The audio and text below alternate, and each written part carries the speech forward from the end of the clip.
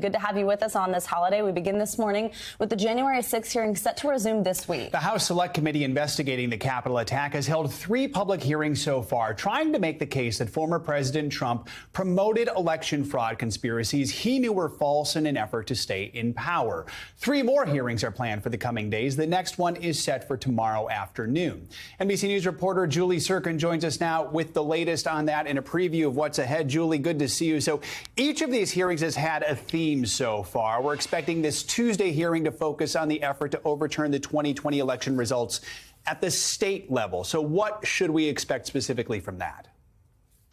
Yeah, exactly, Joe. Good morning. Tomorrow's hearing, the 4th hearing so far in the January 6th committee's investigation and the public side of these things, it will focus on the Trump White House's efforts to pressure state and local officials to overturn election results. We know, we've confirmed earlier this month that Brad Raffensperger, the Georgia Secretary of State, and his deputy, Gabe Sterling, are expected to testify at a hearing this month. It would make sense, although the committee hasn't confirmed their witness list publicly, that they do so tomorrow to discuss their personal efforts. You'll remember that big phone call that was reported between former President Trump and Raffensperger, in which Trump told him to find the votes in order to overturn Joe Biden's election victory in that state.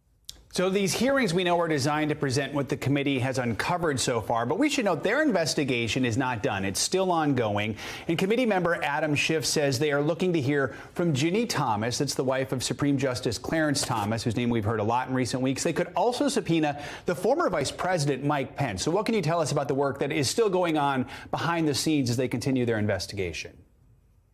Yeah, look, we thought the committee would put down their pens by now, but that is not the case. Toward the end of last week, we learned the committee sent a letter to Ginny Thomas asking that she appear and that she talk with the committee about what she knows. You'll remember in the last couple of months, it's been uncovered that Ginny Thomas, the wife of Clarence Thomas, she, in fact, wrote to John Eastman, who was central in this Trump orbit of trying to overturn the election results. He was, of course, an attorney from former President Trump. She pressured state officials in Arizona, asking them to choose an alternate slate of electors that would ensure President Trump's victory and not Joe Biden's victory. And so the committee is still working to see what they can uncover here and the possibility that Ginny Thomas could change the course of their investigation. I want you to take a listen to what Adam Schiff, a member of the panel, said on CNN yesterday. We want to know what she knows, what her involvement was in this plot to overturn the election. She has said that she is willing to come in and testify voluntarily. We're glad to hear that. Really, anyone with pertinent information we want to hear from. And so we have a range of questions to ask her. Obviously, I think the committee will be interested, among other things, whether this was discussed with Justice Thomas, given that he was ruling on cases impacting whether we would get some of this information. Now, this obviously has to do with the theme of their hearing tomorrow, but we don't know what to expect yet from Ginny Thomas or how much she will come up at all in tomorrow's hearing. And separately, you mentioned Mike Pence. Adam Schiff also said the committee isn't taking anything off the table. They're still considering there's a possibility of subpoenaing the former vice president, who was, of course, a major theme of last week's hearing. A lot of people will be waiting to see what happens there. Julie Sirkin, thank you so much. Now, as the January 6th committee makes its case to the public, the Justice Department has made it clear they're listening. NBC News legal analyst Danny Cevallos joins us now. Danny, as always, good morning. Thanks for being with us. So one big question out of all of this is whether the Department of Justice will file any criminal charges against anyone involved here with any of this evidence that we're seeing. Now, committee member Representative Jamie Raskin was asked by Meet the Press moderator Chuck Todd what Attorney General Merrick Garland should do with all this information. First, let's take a listen and we'll talk on the other side. You got to look at the culpability of the defendant, to what extent they acted willfully to do a criminal act. You've got to look at the gravity and nature of the offense. Of course, this offense has massive implications for the rule of law in America. And you've got to look at deterrence. That is, do we want to move into a system of government where losers in presidential elections can try to overturn the election by nonviolent or violent means? Danny, based on what you've heard so far on these hearings, the evidence presented, I mean, what does come into play here? What laws were at play? What laws were potentially broken? And do you think the former president could be charged with something? And if so, what? First, when you see Jamie Raskin in that interview, notice that he just talks about the elements. He stops short of looking at the camera and saying, Merrick Garland, prosecute former President Trump. And there's a reason for that, because the committee needs to be very careful politically. They don't necessarily want to recommend charges overtly and push for them, because if Merrick Garland is considering charging anyone anyway, they don't want this to look like a political prosecution. Now, as to your question, it is very easy for someone like me to stand up here and go through all the elements of crimes like conspiracy to defraud the United States or conspiracy to obstruct an official proceeding. And you could argue that in many ways the elements may have already been met here. Certainly as to people like John Eastman, who you could say the committee has proven that even though he's an attorney and he may have said he had a good faith belief that he could challenge this election,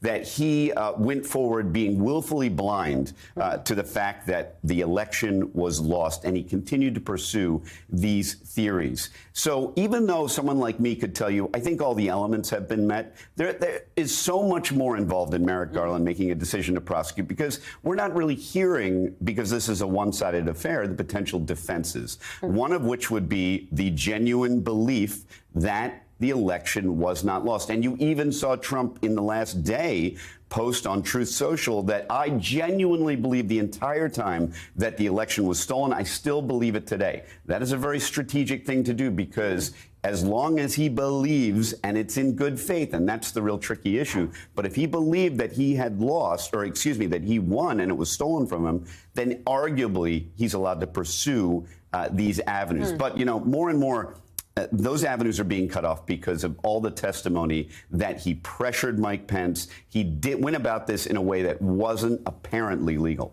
Let's talk about what tomorrow's hearing is supposed to focus on, which was the pressure that was apparently put on states. And we know there's already a criminal investigation in Georgia alleging election interference by the former president. Could these hearings have any influence at all on that investigation in Georgia? Yes and no, but this is a very unique situation, because there is already, as we know, a pending investigation in Georgia. And although the states and the federal government have overlapping jurisdiction, there is a federal policy that if the state investigation and prosecution will adequately represent state interest and there isn't any additional need to bring federal charges, sometimes the federal government will say, hey, state, go ahead, charge it. We think you've got this covered. But if the federal government believes that they need to charge something that is unique to the limited government, limited jurisdiction model of federal prosecution, then they may step in. And because they're considered separate sovereigns, separate kingdoms, there is no double jeopardy applicable, and they can proceed forward.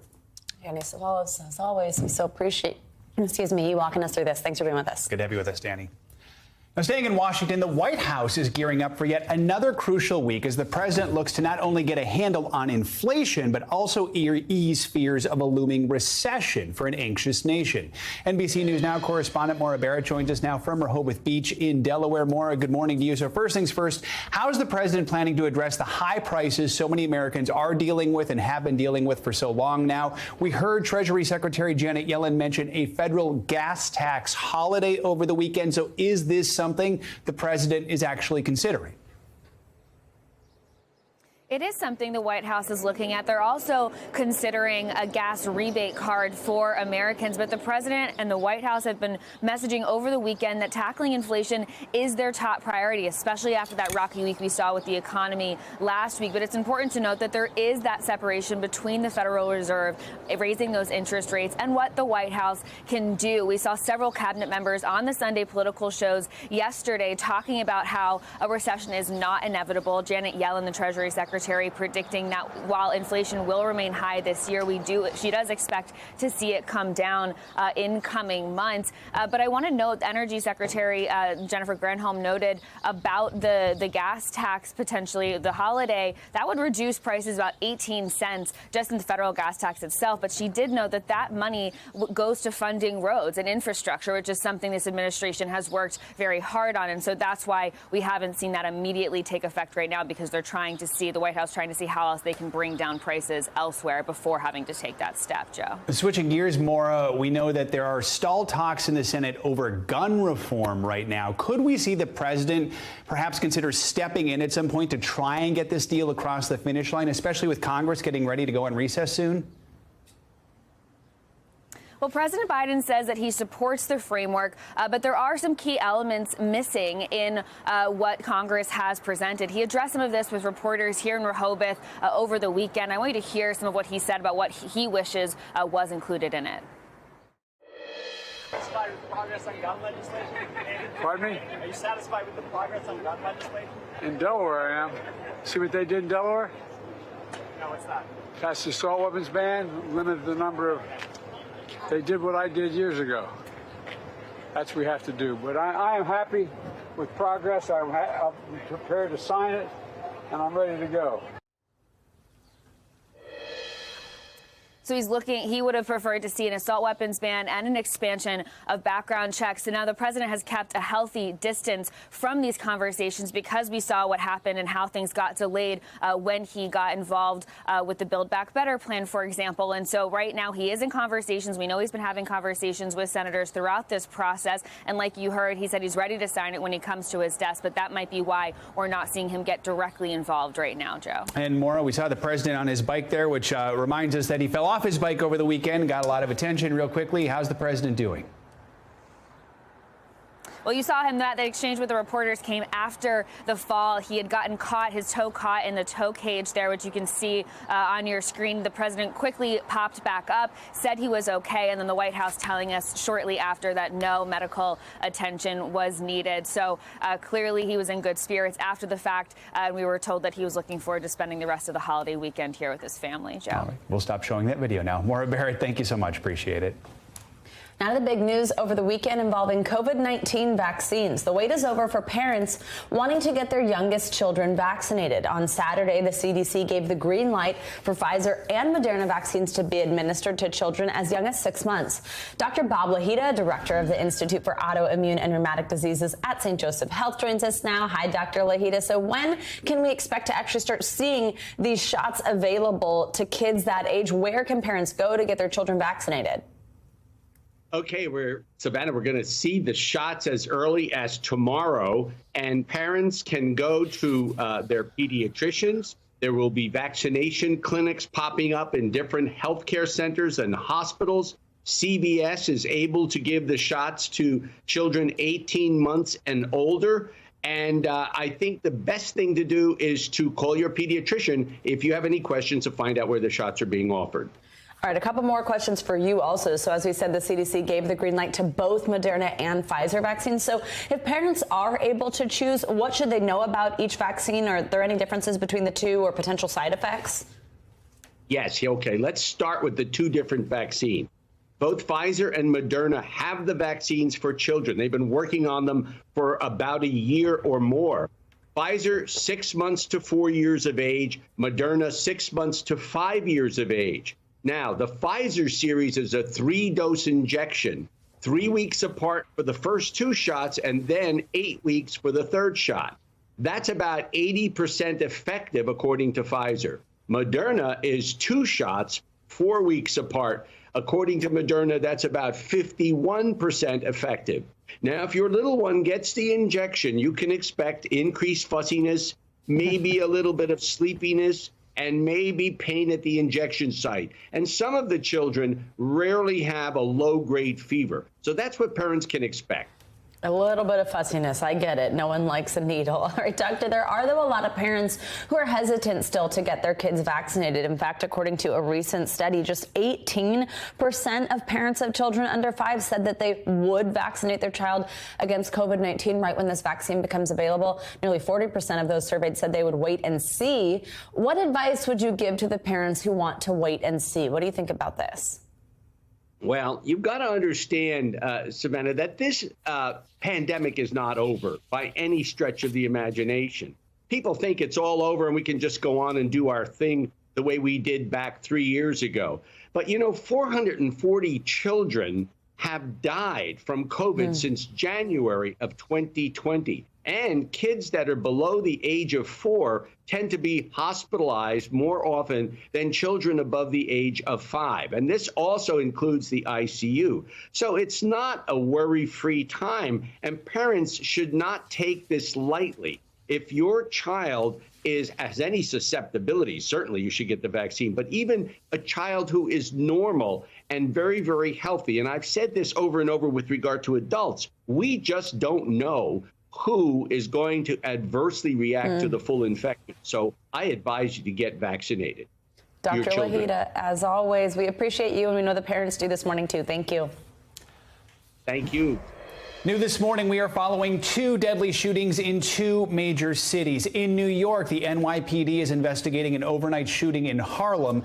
1 person was killed and 8 others were injured just after midnight. Police say the shooting happened at a barbecue or some sort of neighborhood gathering. No word yet on a suspect or what led up to the shooting. And in Washington, D.C. yesterday, a 15-year-old boy was killed and 3 others were injured when someone opened fire at a crowded music event. It happened in the popular U Street district of the city. This video shows the scene moments after the shooting happened as people ran away. Police say 1 person was behind the attack. They are still looking for the suspect at this time. A D.C. police officer was among those injured in the shooting. Now to summer travel chaos. We were warned it was going to be a difficult summer in terms of travel, and sure enough, it was another chaotic weekend as airline passengers tried to get home from the long holiday weekend. So far, this morning, there are already several hundred flights just this morning nationwide that have either been canceled or delayed, and that number is expected to rise throughout the day. NBC News correspondent Malia Barrett joins us now from Newark Liberty Airport, one of the busiest airports in the country, with the latest. Hey, Emily, good morning. So I was one of the victims of this great travel chaos on Friday. Tell us, how's it looking right now? How bad is it there, and how's it been around the country this weekend? Good morning to you, Savannah. Yeah, this has impacted so many people. You can see some of the travel boom playing out right behind me here at Newark Liberty. And I think for a lot of people who traveled just a few weeks ago over the Memorial Day weekend, this feels like a bit of deja vu between the flight cancellations and delays, the long lines, and the limited rebooking options. Even as I was driving to Newark Liberty International Airport this morning, I could see the cars really inching along, trying to drop off passengers. Here at Newark, already dozens of flights canceled just this morning. More than 3,000 flights were nixed since Friday across the U.S. We spoke with an airline analyst about what kind of factors the airlines are up against this summer. Take a listen. We just don't have enough people. And it's not only the airlines that don't have enough people. It's the airports, it's the catering costs, it's everything that has to do with traveling. The 2 biggest costs that the industry has are labor cost and fuel cost. And right now, jet fuel is over $4 a gallon. I've never in my career, and I've done this for more than 30 years that I admit to, I've never seen fuel costs this high, this sustainably long. And those exorbitant jet fuel prices are one of the factors pushing up the average cost of a ticket, which stands at nearly $400 for a round-trip ticket this month. Still, it's not slowing demand. We saw 2.4 million passengers pass through U.S. airports on Friday alone. That is a record for so far this year and just shy of a pandemic high, Savannah. Now, we know that Transportation Secretary Pete Buttigieg met last week with airline CEOs to discuss how carriers can handle this summer travel season boom, try to deal with some of these major issues we've seen. But is there anything that they or the federal government can do to avoid more problems, especially as, I mean, we're just getting started here. We've still got the 4th of July. We've got Labor Day. What can be done throughout the summer?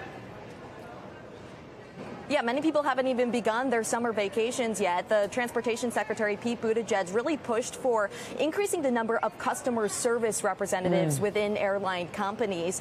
And that is something that we've seen a lot of long lines around, whether it be at the customer service desk or at baggage claim. We've heard about those hour-long wait times on phones. So we'll see if an increase in employees helps relieve or alleviate any of the tensions and long wait times. The other thing that he floated was this idea that the federal government could potentially take action against airlines that are not meeting a certain consumer protection standard, though he says he wants to see how travel plays out over the July 4th weekend and the rest of the summer before kind of issuing any kind of enforcement action. Savannah. Yeah, Emily, I saw one of those long lines on Friday with only 2 representatives working and figured that's got to be tens of hours if you're at the back of that line. Quickly, what about gas prices? Any relief there?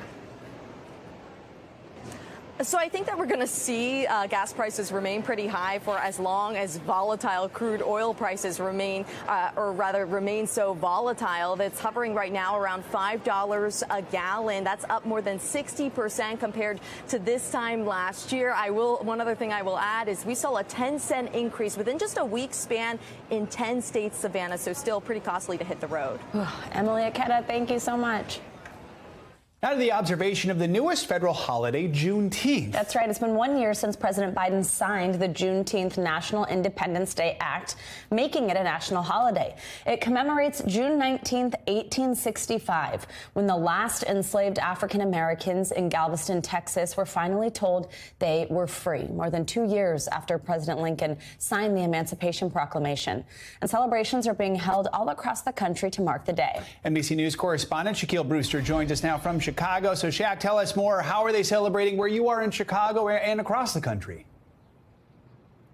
Good morning. Well, across the country throughout the weekend, you saw celebrations big and small. Here in Chicago, that included bike rides that combined the holiday Juneteenth with Father's Day. You saw block parties and also official events where you had politicians show up and give speeches and also talk about the history of the holiday. And then across the country, you saw that similar theme where folks were trying to blend the idea of community with the idea of educating folks on the history behind the day. That was included in Buffalo, New York, where they have one of the country's largest Juneteenth celebrations. Of course, that was the site of the shooting just 3 weeks ago that targeted black shoppers. That was a march that you saw hundreds of people. And then you also saw events in Galveston, Texas. That, of course, is where this holiday started about more than a century ago.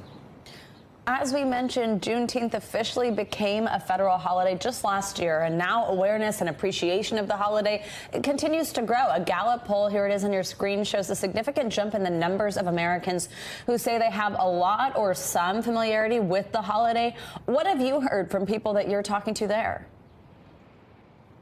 Yeah, yesterday I attended a barbecue that was somewhat of a music festival. It was hosted by Chance the Rapper, and I talked to a lot of people there, and one thing that they acknowledged was something that you saw in that poll, that more people are understanding what Juneteenth was and the history of the country, the fact that slavery didn't end with the Emancipation Proclamation, but ended several years after. I want you to listen to some of those interactions I had, because that is one of the reasons why there was a push to make Juneteenth a federal holiday, to help educate more people. Listen here.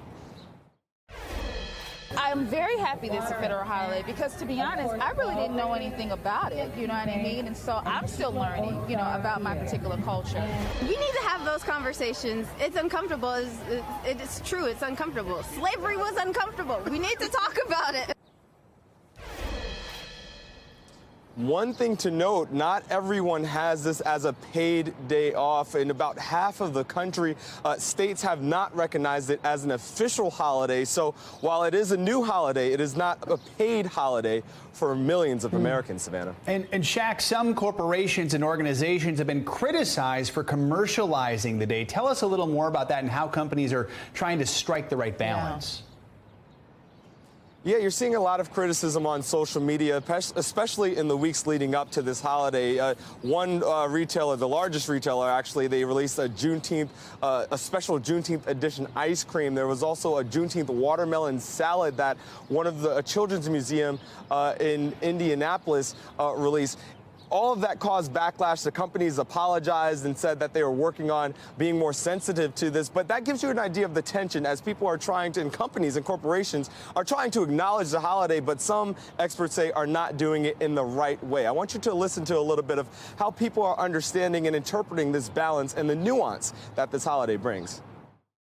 I think if more companies had more people in decision-making positions who could help inform those conversations, they would think of more nuanced and I would just say better ways of recognizing the holiday.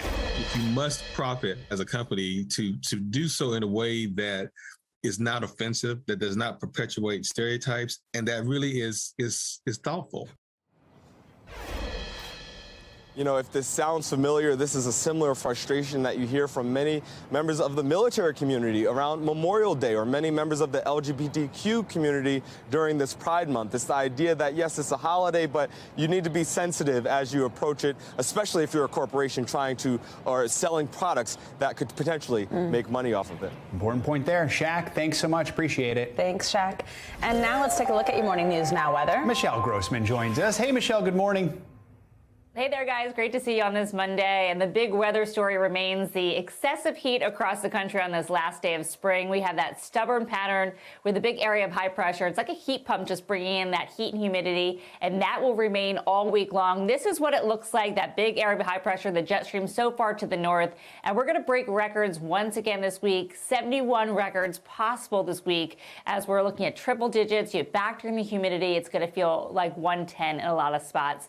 9 million people impacted from the northern plains to the central plains, including the upper Midwest. But where you're not seeing an alert, we still have excessive heat through the south, the southeast. We're going to see Tallahassee near 104 by Thursday. So today, temperatures in the 90s and triple digits. Minneapolis today, it's going to feel like 106 once you factor in that humidity. It'll feel like 105 in Houston, feeling like 101 in New Orleans. That will continue into the first day of summer tomorrow. Temperatures near 100 degrees in many spots. Chicago, St. Louis, Little Rock, Austin, you're going to feel like 100 degrees. Atlanta is going to be hot too, in the mid to upper 90s. Then as we go throughout the late week, Tallahassee, this is going to be a big story as we head through the later part of this week, with temperatures in Florida really, really warm. Tallahassee by Wednesday, 103, and by Thursday, 104. It's going to feel a lot warmer than that with humidity in place. It's going to prompt some storms, spark some storms, some severe weather later on this afternoon and evening. So we could see winds gusting up to 60 miles per hour, damaging hail, also the chance of a few tornadoes. That's mainly in the Dakotas into parts of the upper Midwest, but the state of Florida too could see a pretty stormy afternoon. So this is a setup for a stormy Monday. We have that heavy rain, mountain snow in the northern Rockies, and then we have that cold front moving through that really warm air that's going to bring the chance for those severe storms in the northern plains. And we're also looking at monsoonal moisture in the southwest. Back to you guys. All right. My dad is fishing in northern Minnesota, and it's like mid-90s, which is not normal in northern Minnesota this time of year. A lot of not normal out there. Thanks, Michelle. Thank you. Thanks for watching our YouTube channel. Follow today's top stories and breaking news by downloading the NBC News app.